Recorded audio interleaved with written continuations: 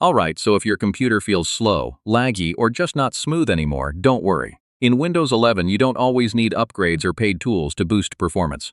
In 2026, there are plenty of free built-in tricks that can make your PCs feel way faster, so let's go step by step and optimize it. First, restart your PC. It clears memory, stops background tasks, and gives a fresh start. Now open Task Manager and go to Startup Apps. Disable anything you don't need when your PC turns on.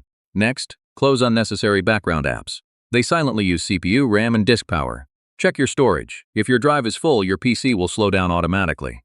Delete unused files or move them to external storage. Now reduce animations and visual effects. This makes your PC feel much smoother instantly. Remove apps you don't use anymore.